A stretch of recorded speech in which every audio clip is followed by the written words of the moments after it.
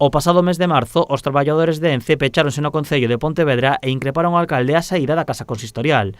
Un Santos que parecía que non ían ir a máis, pero que finalmente rematarán nos tribunais, xa que o alcalde de Pontevedra denunciou a un dos manifestantes por golpear o seu vehículo.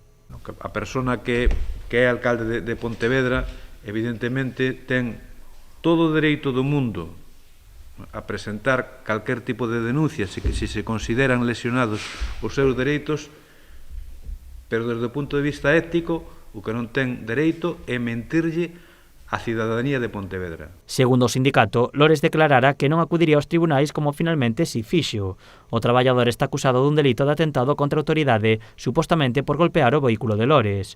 Uns golpes que dentro do sindicato sinalan que non causaron danos. Menudas patadas que non generaron ningún tipo de dano material.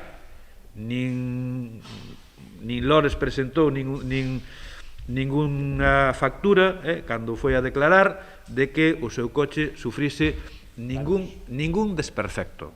A Fiscalía pide para o traballador e membro do Comité de Empresa de Ence un ano de cadea e 1.400 euros de multa.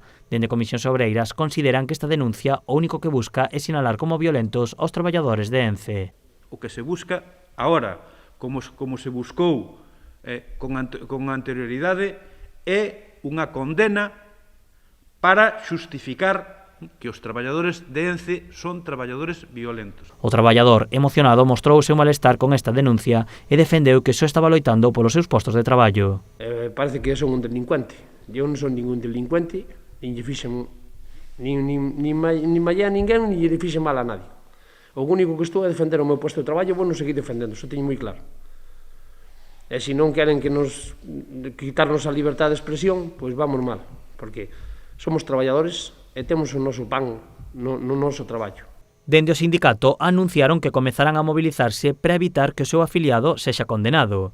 Para iso, comezarán a desenvolver unha campaña informativa incluindo a pegada de cartéis polas rúas de Pontevedra para apoiar e defender a Ramiro.